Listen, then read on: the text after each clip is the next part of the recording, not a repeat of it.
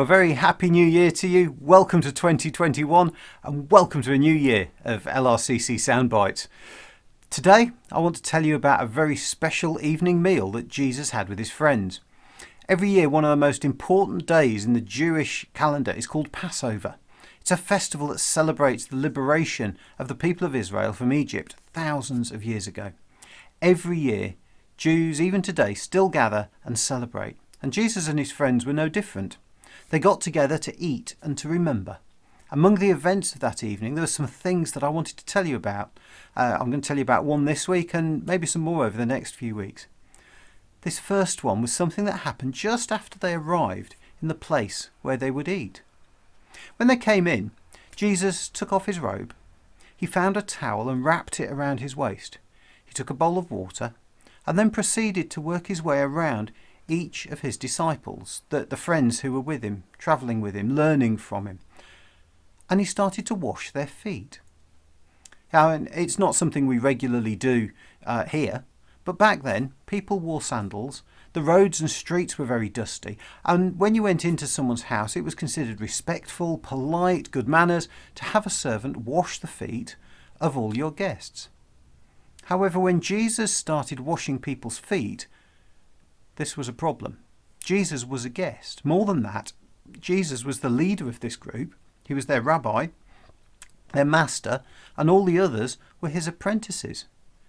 No matter how polite it was to wash the feet of your guests, there was a hierarchy involved, and the master didn't wash the feet of the servants. And yet, in this picture of what Jesus was doing, that's exactly what was happening. At one point, Jesus even argued with one of his disciples about it, when that disciple tried to refuse to allow Jesus to wash his feet. Jesus, though, continued and washed them all. As he did this, he continued to teach them, and a really important lesson came out of it, that to be the best of leaders, you should see your role as serving the people that you are leading. Servant leadership is not something that comes naturally to us. And that surely the leader is the person who is in charge, that tells others what to do. They can be a benevolent leader that gives good things to their people, but they're still in charge.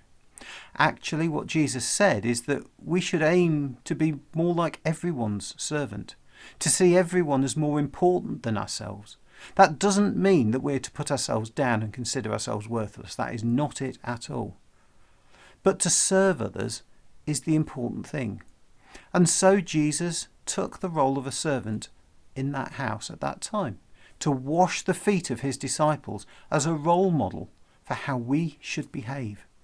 So that's the model that we try to follow at LRCC. You may have seen our signs offering practical help if we can when we were in lockdown. Genuinely, if there are ways that we can help you, do let us know.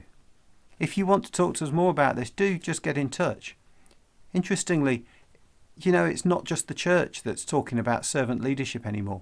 It's become a big thing in many businesses and has made big differences in productivity, in well-being and morale across even very large companies. Have a think about how you might be able to be better by serving other people. Try it, see what happens. I hope you have a great week. God bless you, and I'll see you next Sunday.